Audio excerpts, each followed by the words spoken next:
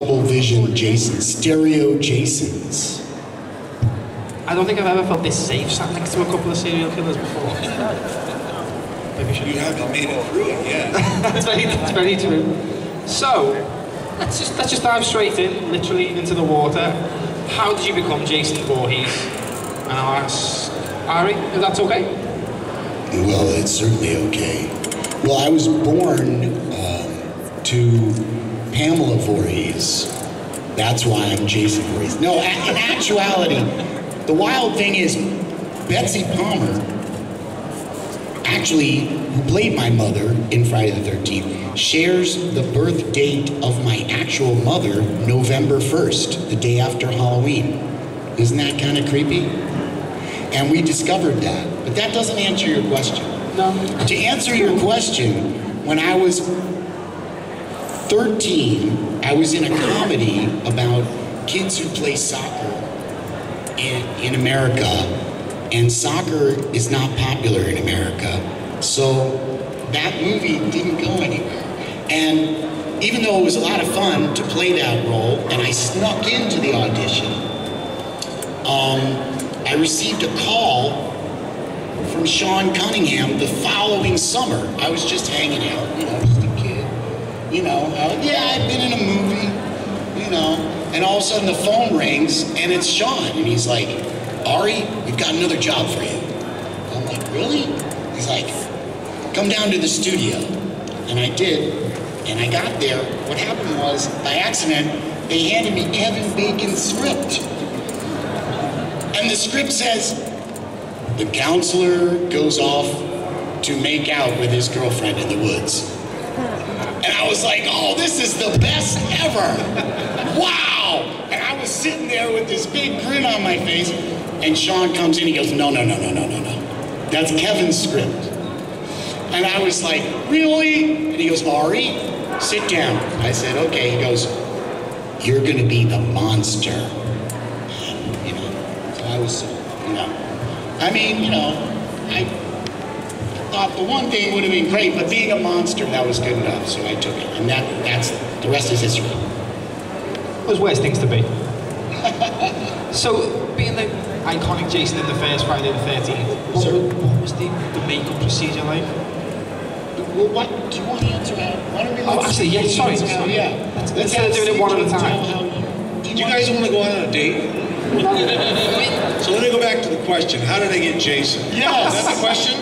Yes. That's right? Okay. Oh, I'm in trouble. Any questions? Not anymore. I didn't think so. No, but it is an interesting story how you became Jason, CJ.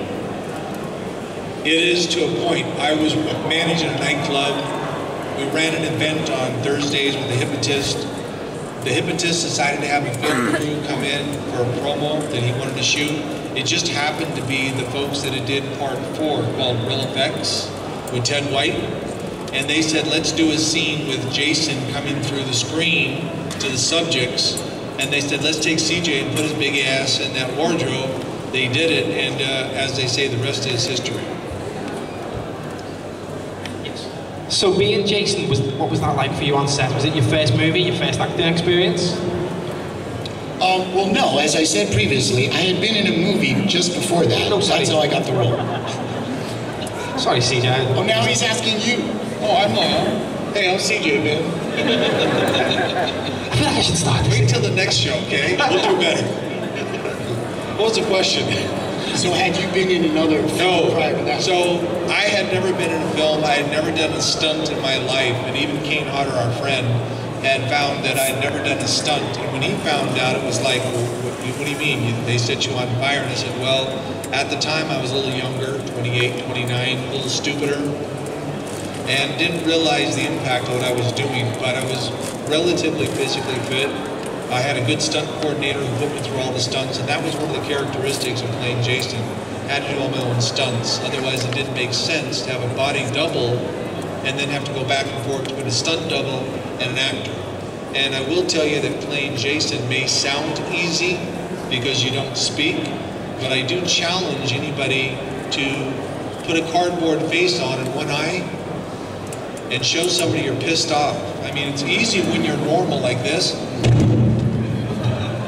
No problem. Tables can be flipped. It's all easy. But I challenge you to look at somebody and give them a look of standing fear, where a person turns around and goes the other direction. It's a little more challenging than it sounds. Well, you did it all with your body language. All body language. And there's a lot of levels too, because in part 6, you embraced a whole other personality aspect of Jason too.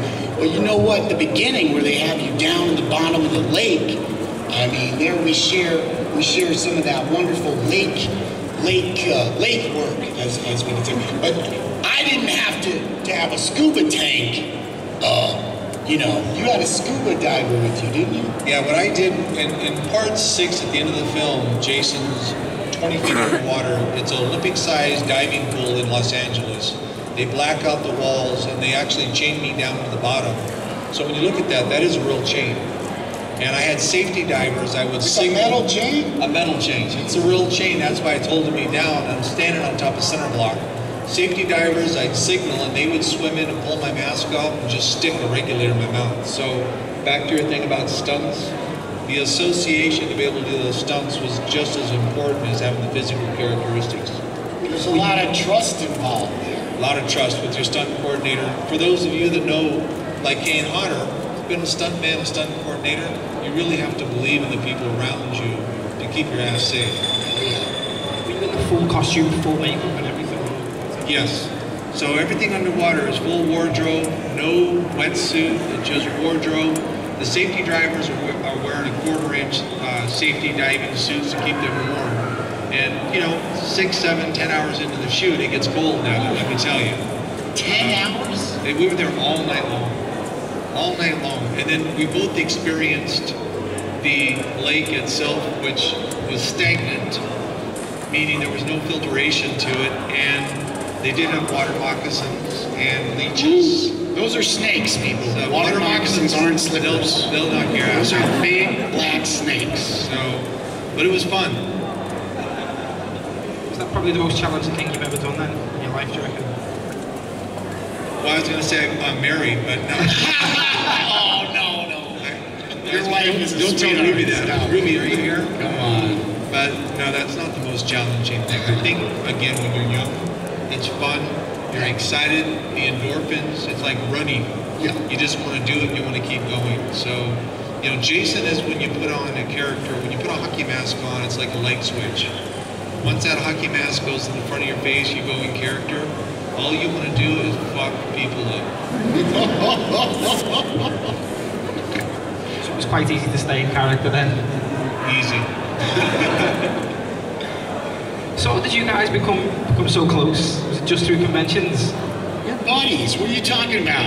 I mean, the first time CJ and I worked together was in like Arizona or something. Yeah, but Mom always liked him more. Well, that's true. But we all tell Kane he's the best because otherwise I got to take him to therapy on Monday. So it's a family affair. Weepy. Yeah, it's a family affair. You don't want to see Jason sobbing. It's very embarrassing. It'd be a fantastic reality show like House of Jason. It's just I like that idea. I like that. All the Jasons live together in a house, you know. Hey, can I borrow your machete tonight? What? his next top Jason. It'd be fantastic. That would work. I think that would be a great idea. The Jasons. So let's talk makeup effects. Obviously you both went through a lot of prosthetics. And Well, I got to work with Tom Savini at a very early age. I was only 14, and that was very inspiring because Tom is a Renaissance man, as you know, and has a great sense of humor.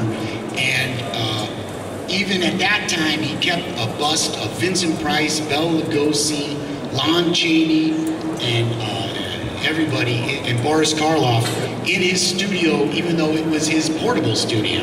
I mean, he really gave me a respect for classic horror. We had to work together for 2 months to put the whole thing together, and it was just a lot of fun. And so when we did the actual makeup, it would take 3 to 4 hours. So we would, do that on the set. We'd have to be there early. And, for being a kid, there would have been a lot of cases where I could have lost, my focus, you know, being that young, but they kept it fun and kept it real for me. So, you know, especially when we did the final sequence. When I was handed the script for the final sequence, it said Alice's dream. And that sent me into a spasm of anger because I thought I got my revenge against Alice for killing my mother.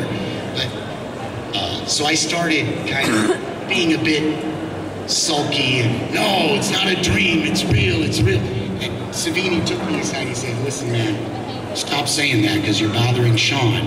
But if you are a ghost in a dream, then you would believe that you were real, so just go with that. But in the end, I think that my interpretation is the one that the fans accepted, that a mother's love is so powerful that even though it's righteous vengeance gone horribly awry, it still is something that keeps us sympathetic towards Jason. Would you agree? I'm not going to touch that one. His mom liked him better. Yeah. I'm just going to be honest. His mom liked him better. I'm sure she did. He was the baby of the family. Well, Betsy Palmer, the great actress that played Pamela Voorhees, as we said, we were close and we were buddies and we would hang out. One of the reasons, though, is because she was a vegetarian, and I'm a vegetarian too. I know I don't necessarily look like a vegetarian, but I'm a vegetarian, and she was. And you all would go off for steaks and whatnot, and we would get some lasagna or Chinese food, you know. What? It's all lasagna. Pasta, steak, pasta. Have you ever tried to chase down the wild tofu? I ain't touching that stuff. It's difficult to track tofu in the winter. I'll eat the cow, man. Sorry. You veggies. I know. I mean, tofu's not that bad. I was a vegetarian for 16 years, man. I'm very good. Yeah, it's not so. Mrs. is a vegan. How old are you? Well, let's change the topic. Late 20s. I didn't mean to bring up that as a topic, but I loved Betsy Palmer and still love her forever. It's a hell of a thing. What about the makeup for you? How long did that take for you?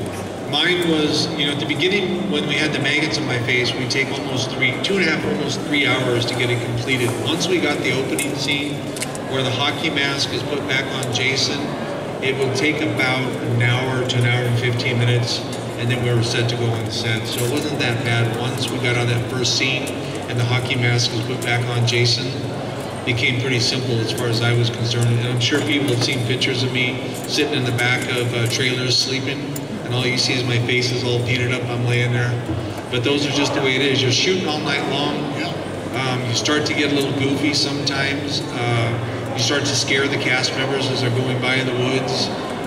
Or you disappear and they're calling you for a set call and you're too busy sleeping in your trailer because it's, 3 o'clock in the morning and it's cold. So, but again, endorphins, adrenaline gets going, and look, here we are 30 years later. All I can do is say thank you to you, the fans. Does the legacy of Jason surprise either of you in how well he's endured and how popular he still is? Well, we had no inkling of that, of course, for the first Friday the 13th. But it certainly is, I would have to say, the dedication of the fans that keeps bringing Jason back to life. When I was in high school and somebody came up to me and said, I knew something was up. And I think that we can even look now, because it kind of looked for a minute there like, oh, what happened? Other voices took center stage, whether it was Walking Dead or even Michael Myers or this It character, But the video game, is anybody out there playing the Friday the 13th video game? Anybody? Raise your hands, be proud, be strong. This video game is now the #1 video game in the world, and people are playing it obsessively 3 to 5 hours a day. They just meet in Camp Crystal Lake, and so Jason is back. Puts them in the role, doesn't it? Trying to survive Jason or being Jason. That's correct. You can play Jason, you can play counselors. The only thing I object to about the game is that it's possible to kill Jason. He'll always come back. Yes. You just reboot the game. Have you got, with us being at a horror convention, of course, a question I'd like to ask is, have you got any crazy fan stories, or is there any fan interactions that have surprised you, or think, the stories you've got that you can tell us? Nothing too... Stories that we can tell you. Are you insinuating something? Well, I mean, the stories you certainly can't tell. I can tell you this personally, that I've seen Jason's this big, full wardrobe come up to my table. This, and I'm not exaggerating. You ask them how old they are, and they don't break character. They won't say a word, they just stand there. And the parent will speak for them. They're 5 years old, and you kind of go, you've got to be kidding me. A 5-year-old, great wardrobe, great costume, and then there'll be somebody 65, 70 years old in front of you with the same wardrobe on, saying, I can't believe it, you're my first Jason, I love Jason. Iconically, 35 years later, and you just kind of look at this and go, this has become a worldwide brand that I had no idea, I didn't expect.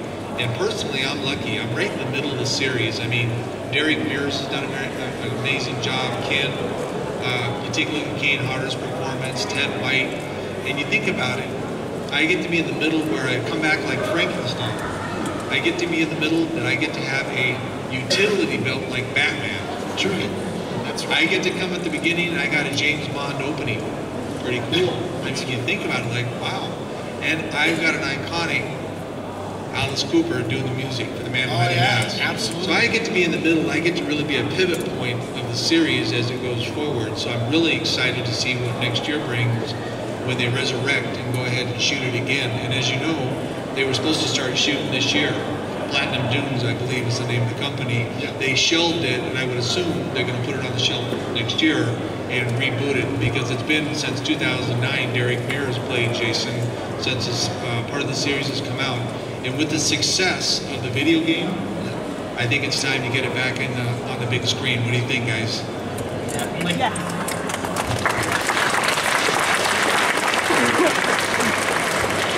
Now is definitely the time to bring it back, as you said. But would you want to see it as a 30 years later sequel, like Star Wars and Blade Runner, or would you want to see it completely fresh, start again? Well, I think one of the things about Friday the 13th is it's not too deep, it's not a philosophical movie, it's not about even the chronology, if you will. It's about people having fun. You know, when they first made Friday the 13th, it was about, hey, let's make a fun horror movie that people can watch together and enjoy and kind of revisit. And I think that it's just, it's a scenario that can just be rebooted, if you will. It doesn't necessarily, it's just a fun romp through the woods with Jason and various farm implements. It's like, there's nothing, if you're running away from Jason Voorhees in fear of your life, it's not, you're not going to be like contemplating the mysteries of the universe at that moment. That's deep, brother. Deep. Anyway, again, it's an outsider looking in, and it's easy to be an armchair quarterback. I saw that play, they should have went to the left, not the right. But I would love to see them resurrect the Jason series and take and shoot 2 or 3 movies in a row sequentially, so there's similarities to the script, and then can them and then put them out over the next 3 or 4 years so that we don't lose the vision. I mean, there are some Jasons that weren't as exceptional, the film itself, not the performer, and I think we'll all agree, we see all of our films, be it Predator versus Alien, Halloween, they get a little bit off track. I think you need to stay center field, mainstream. Yep. But if they could do 3 of them, maybe use the same director, maybe the same writer, shoot them all during 1 year, can them, and then put them out, the series would have some substance, rather than each individual director, writer coming up with the creativity, and then loses focus. So, again, easy as an armchair quarterback, but we'll see what they do. It's a great way to look at it, keep a sense of flavor, right? Yeah. Have you got, for both of you guys, have you got a favorite Jason film that isn't yours, that isn't each other? Oh, part 6, what are you talking about? Yeah, part 1. That was an easy question, easy answer. My brother from the same mother. Have you got a favourite movie? Part 6. A favorite horror movie, one that people should watch. I'm a big fan of the movie called Night of the Hunter, starring Robert Mitchum. This was Charles Lawton's only directorial success, and this is the departure, if you will, of American slasher films from like Hammer horror and what had come before it in terms of more gothic horror films. There's no castle on the hill in this, or group of peasants, attacking. In this one, you have an itinerant preacher going across the country, wooing various widows and slaying them. And Shelley Winters plays the widow that he slays. The image of where it says H-A-T-E-L-O-V-E tattooed on the fists that you see in Taxi Driver, that comes from Night of the Hunter. And if you watch Robert Mitchum, he talks about L-O-V-E and H-A-T-E, the struggle of good against evil. And you got to see the movie. There's a great use of music, and it's just a classic horror film. Night of the Hunter, check it out. My personal love, I've always been, we were talking earlier about Boris Karloff, Lon Chaney.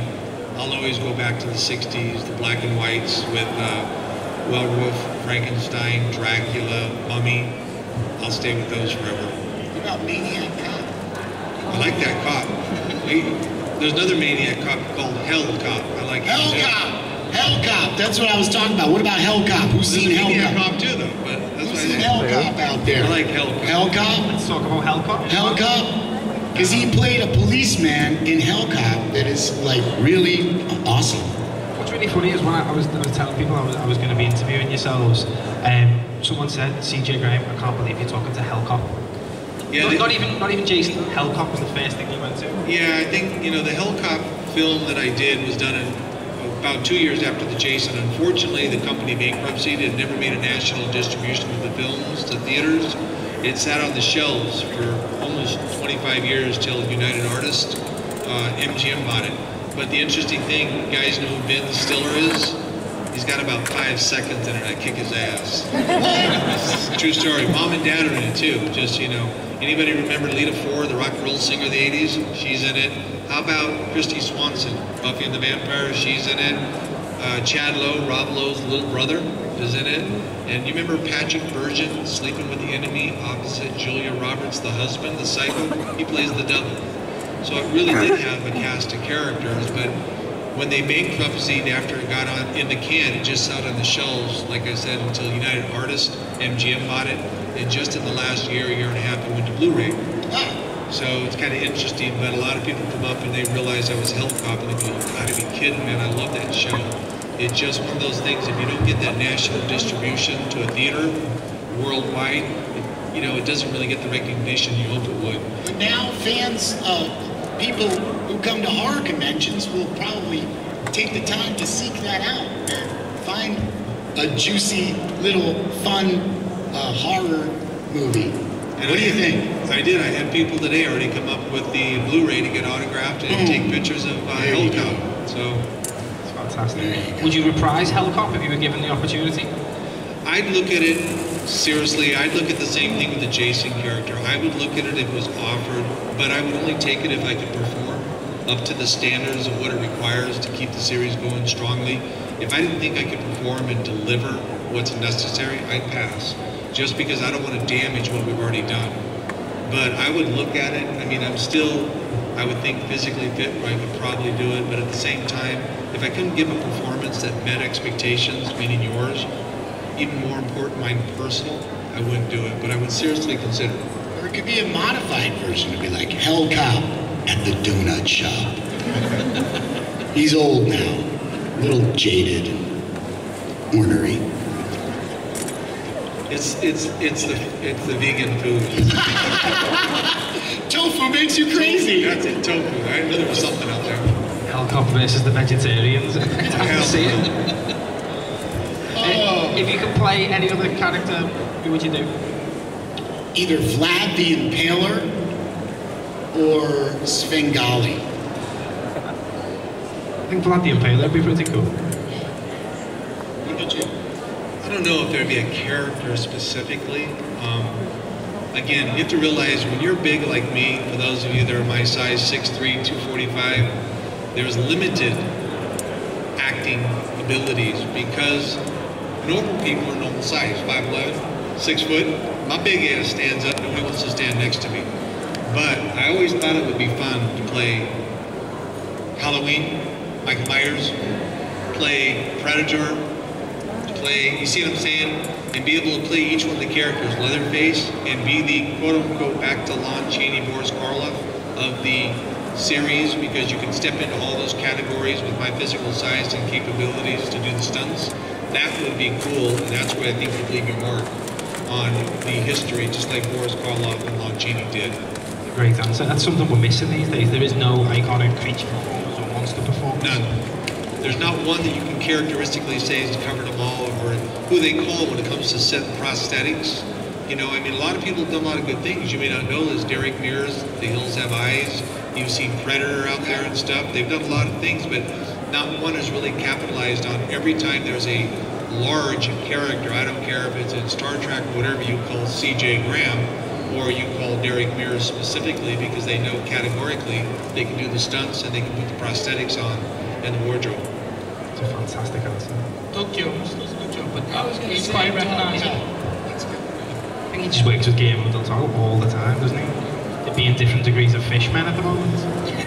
So what have you guys been doing lately? Let's talk about that.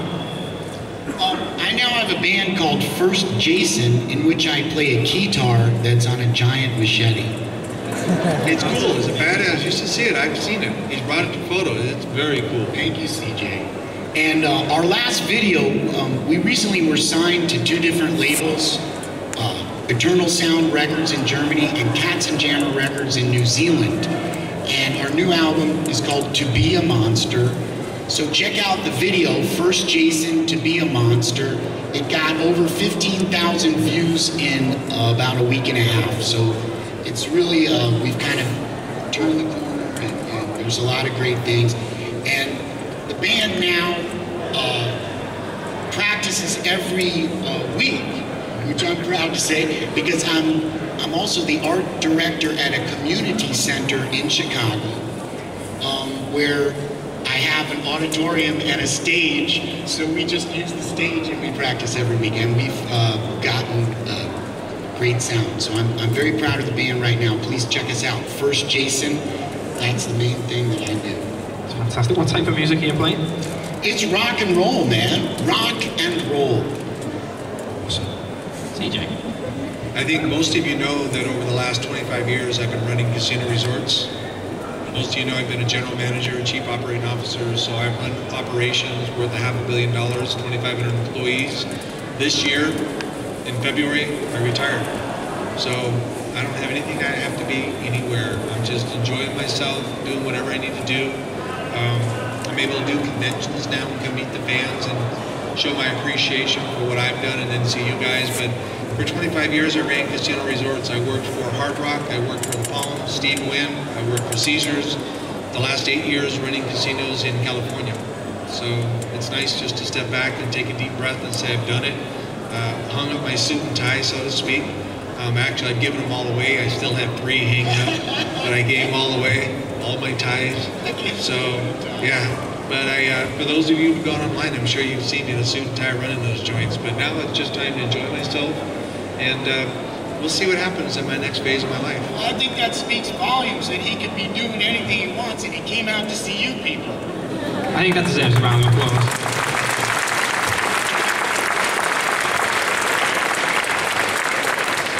Did any of your employees know of your serial killer history? Oh yeah, you'd be surprised, you know, I never got a complaint from an employee. I had a machete on the wall in my office, and there was, it says, any complaints, take a number. It still was on number 1 after I left. Nobody ever complained, but I cannot tell you how many times we would do functions for the employees and team members, or they had family members who were huge Jason fans. And, you know, I had a drawer full of photographs I would sign for them and send them home with them. And we also did a few Halloween parties at the different casinos, which I was able to invite people in. Tom McLaughlin, who who was the writer-director, also plays in a band, came in New Year's night one night and played at one of our resorts for us, the Sloss, with his band. So, but yeah, everybody knew it used to be not a funny joke, but even my chairman would introduce me as Jason, and I'm going to meet the Chamber of Commerce or a bunch of politicians and mayors, and our general manager is Jason, you know. And but now I come up in a suit and tie and I start addressing all these folks, and they're thinking he was Jason. So go figure, right? Talk about being the opposite.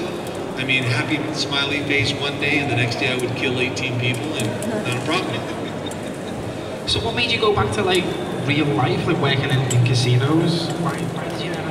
Well, for me, I mean, I'll give you mine, because I said earlier my size, my stature, I knew was always going to be against me. So I knew after I'd done some commercials and a couple jobs that I was like, there's limitations with a guy 6'3", 245. And I said, well, let me go back to the casino industry, because I'd already been a dealer dealing craps 21 roulette, and build my career up, which I did. I went back to Las Vegas, and I stayed there for 20 years. And then the last 8 years of my career I was in California, Northern California and Southern California. So that was my opportunity that I said, you know what, I'm going to be realistic about this, take the money, thank you, and now I'm back. He's back, the man behind the mask. Perfect. Doesn't it work? It does. He's back. Ari, and yourself? Oh, what was the question? So what made you go from acting into another career? I'm sorry, but there's a bunch of red balloons over there. I'm very frightened. There's going to be a cloud in us. Really disappointed, isn't there? So you were saying, what? What made you? Said the balloons. I What can't stop made you looking give at up the balloons. acting and going toward music? Oh, well, you know what? Even on the set of Friday the 13th, I had kind of already decided I wanted to be a piano player. I started playing jazz piano, and I found that I had a talent for that. And I just, love playing music. The feeling of standing in between a kick-ass band and a screaming crowd, you can't beat that, and it's mildly addictive. And so I keep wanting to do that. But when you're a young person on the set of a film, there's a lot of waiting around. And, it's like, you walk in the room, you turn on the light, and you say, oh my goodness, and cut, and now, okay, let's shoot that again. You walk in the room again, you turn on the light, oh my goodness, cut, shoot again, different angle, it just goes on all day. So for me, I mean, I'm a Taurus, and I'm not that patient, I just want to get in there and do things. And I found that leading a band and being a songwriter and a singer has been the right choice for me. But I have recently done some acting. I was in a great little independent film called The Barn. I don't know if anybody's heard about The Barn out there, but I played Dr. Rock. In essence, I play myself. He's a video DJ from the 90s. So it's like, you're on the rock block with Dr. Rock. But definitely go check out The Barn, because it's a great horror film. And then I was recently cast in another film as a clown, as a murderous clown in a movie called Clown Motel. But so I have a lot of fun doing those independent films, and I basically just eat the scenery because, hey, it's an independent film.